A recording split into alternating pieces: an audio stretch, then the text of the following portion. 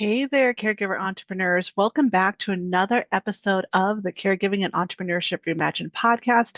I'm your host, Melissa Miller. And in the last episode, I talked about how important creating and starting a medical record for your loved one is. But you know what? That's just step one. Creating the record is the first step. Continuing to frequently update it and keep it as detailed with your loved one's medical history is the marathon, because with chronic illness, you never know. You just never know what will happen with your loved one's health. And the more information you have on hand, the better quality of care your loved one's going to receive, whether it's just daily care from you and other caregivers that are on your team, like hospice or home health, to God forbid, in a medical emergency, when you're having to go to urgent care or the ER or the hospital. So I just really want you to understand how important documentation is. And in this series that I'm doing of medical information, pretty much for the month of September, that is my heart and my soul. So, health conditions, especially the chronic ones, can change daily. Medications might be adjusted frequently, new treatments might be introduced. So, keeping track of what your loved one is currently receiving in terms of medications, therapies, etc., and keeping other members of your caregiving team in the loop is what will help your loved one have the best quality of life and care overall. And especially with chronic health conditions, I know, speaking from experience with my husband, who's battling epilepsy, it can be crazy. One month he'll be fine, no issues at all month. But then the next month, it'll feel like a tsunami hit, and we're just not being able to catch our break from multiple seizure episodes and constantly tweaking his medication. So there really is no one size fits all answer in terms of how often you should be updating, because everyone's situation is different. It really depends on your loved one, and how often you need to adjust their care plan. Like I said, with my husband, it's back and forth. Sometimes it's a lot, sometimes it's very little. I personally would recommend that you would look at either doing monthly, quarterly, or biannual, instead of just trying to wing it like once a year, because obviously with chronic health, a lot happens in a year, and sometimes even within the span of a week or a month, a lot can happen. So let's just kind of go over these guidelines for you a little bit to kind of give you an idea of kind of what my thoughts are, and then I want you to just take it and tweak it to make it your own and your own caregiving journey. Okay. So a monthly check-in, it might seem like overkill, but again, you just never know. Like I said before, with my husband, 1 month he's been fine. I don't really add any new information to his medical record. But then there's other times where I'm constantly writing in updates from doctors because of multiple seizures, medication adjustments. It can just be hit and miss. So I would definitely think about designating, if you're going to go the monthly route, designate 1 day a month and then put it on repeat on your Google Calendar. So definitely create an event, and then and then toggle on repeat every month. So that way, every month you'll know, on this day, this is my day that I block out time, 15 minutes, an hour, however long you need, to spend some time updating your loved one's medical record. And the main changes I want you to think about are medications, doctor visits, new symptoms that may have gotten worse or appeared. And again, just make sure you're keeping a note, reminder in your Google Calendar, so you don't forget to do this important step, or a paper calendar if you prefer to do paper. And I personally do both, guys. Honestly, I use both Google Calendar to set alerts, so I am reminded a day in advance. That's how I like to run. It just makes me feel less stressed when I know what's coming up next in the next 24 hours. But then I also need a lot of repetition. So I do have or I should say, we have a family calendar where I jot down other important appointments, stuff for church, school schedule, medical stuff too. So that way I'm seeing it in multiple places. That just what keeps me calm. If you can just do it in one spot, more power to you, go for it. Okay, and then the next guideline would be doing a quarterly check-in. So if maybe your loved one's health isn't changing all that much every month, maybe every 3 months would be a good fit for you. Again, definitely, again, set custom reminders either in Google Calendar or your phone or your paper calendar, whatever you need to do, just to make sure that you take time again to look at all your loved one's medical information to update it. Biannual is every 6 months. This one is definitely not as overkill as a month, and it's more time than 3 months, but I would still say maybe just plug it in your phone, like just to remind. Maybe you could do a blend. Maybe if monthly is too much, maybe just make sure every 3 months you're just double checking it, even if nothing's happened, that you're just making sure you're taking time to make sure the information that you have on record is accurate. Because God forbid, if you do get into a medical emergency, the last thing you want to do is realize, oh, I don't even have a current list. The medication list is wrong, or our insurance information is incorrect, or our contact information for our doctors is different. Okay. Because this is something personally I have had to go through recently. All three of our primary doctors switched companies because the company got bought out. And then my daughter and I, we've had to switch insurance plans. And then we've had to I've had to let some of our medical professionals say, oh, we're in the process of changing insurance companies. So we need to put a pause on the timeline of when we're going to move forward with the next steps in some of these health areas. So just being aware of that is important too. So again, besides the medications, besides any treatments or therapies that your loved ones currently receiving, when you're doing these updates, make sure you're also paying attention to your doctor contacts. So again, like in the situation like I was, where our doctors switch companies, or maybe it's not that your doctor's moved a company, you're happy to start with a new doctor from scratch. Make sure that you have current contact information, so phone numbers, addresses, emails, fax numbers, because a lot of this is electronic, and just having everything in one spot where you can find everything just makes it a little easier for you. Emergency contacts. We've talked about this in other episodes. And I would use this when you're doing whether you're doing monthly, quarterly, or biannual updates. Definitely look at this. Make sure that the name, relationship, address, phone number, and email address are current, but also maybe check in. Okay. The people who have chosen to be on your emergency contacts list have done so because they want to help. And probably they're because they're maybe in a season where they can help. But life happens to them too. So maybe they're in a season where they might have to say, you know what, we've had some stuff hit us and it's too much. And as much as I would like to help, I need to take a step back. So then you know that you need to circulate someone else in. Okay. So definitely make sure you are aware of that.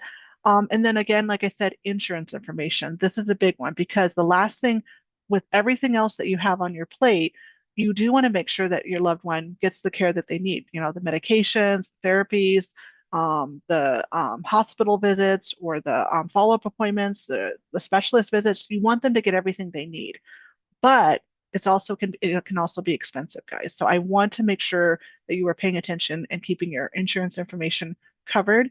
And again, if you're in the season of having to transition insurance companies, like what I've had to do recently, make sure you're making those phone calls and updating that information to your medical professionals, saying, "Hey, we're in transition. If I have a remaining balance, what do I owe? Can I set up a plan?" So that way you have peace of mind too, that things are still that you're taking care of things, and that they're aware that um, you're just in a process of change and adjustment, okay, in terms of insurance. So, they will generally be pretty polite about it. I've never had a bad experience so far where I've had to say, hey, can we stop this, or can we transition this because we're having to make some adjustments with our insurance or having problems with our insurance or something. And then in terms of tools for managing your medical history record for your loved one and updating it, two tools that I absolutely love and that are free that could help you would be Google Calendar. Again, it's free, it's accessible on all devices.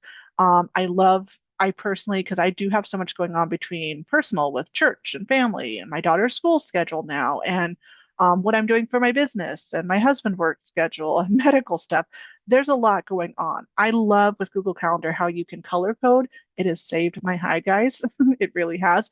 So, and again, it's accessible both on my computer as well as my phone. And I look at it more, I'd say 90% of the time I'm eyeballing my schedule from my phone on the go. So it's a great thing. So like on the go when you're at an appointment, and they schedule up the follow-up right away, right when I get in the car, so I don't forget. I'm already setting that alert in there to remind me of when the next appointment is, so I don't forget. It's a great tool. And Google Docs is another one. Again, it's free, it's accessible on all devices. And what I love about this one, I personally like to write by hand, so I do a lot of handwritten stuff. But if you really hate paper and you just want to keep it clean, Google Docs would be a great resource for you because, like I said, free, accessible across all devices. But what I love about this tool is that you can share it. You can share it with other people. So if you have home health, hospice members, or even maybe family or friends who are part of your caregiving team or just want to be in the loop about what's going on, you can create a document, and then each document has its own custom link, and you can just copy the link and then just send it via email or text or whatever to wherever you need to, or even a doctor or something. So that way everything's there in one spot. And then moving forward, since they have access to that document, as you're making changes, they can see it, and we'll see the updates. So that could be again a really good, easy way to share information and also just to keep it clean if you don't want to have piles and piles of paper. I will say with the digital options, though, it is still good to have a paper copy. Personally, because I personally am someone that likes to write by hand a lot, keep a paper copy and take it with you to your doctor's appointment if you like to write by hand. So you can just add notes and then you can always go, and then when you come home, you can actually update it on your master copy, if you will, in your computer or whatever. Or if you want, since it's accessible on your phone, or electronic device, tablet or laptop or your mobile phone, you can open it up while you're having the appointment and making notes as well, so you don't forget. So that is an option. But also too, I will say the other benefit of having a paper copy too is that in a medical emergency, what happens? You call 911, the EMTs come to your home and they need information. And instead of you having to rattle off everything, you can simply just hand them the document. They can start typing things in because they use a lot of electronics now, like iPads and stuff, to virtually electronically type in information about your loved one's medical needs as well. And it makes it a little bit easier. And also, too, I would say the third way that it can be good to have I recommend having a copy of your loved one's medical record is it makes it easier when you're talking on the phone. Because we don't always, when we're taking a phone call, right, we're not always sitting in front of our computer. So I like to have paper. That's why I like to write by paper too, of having a paper copy. So as the medical professional I'm talking to, whether it's a doctor, a nurse, or insurance, or who knows what else, right? I can have the information in front of me and be able to look at it and then talk on the phone. It just makes it easier.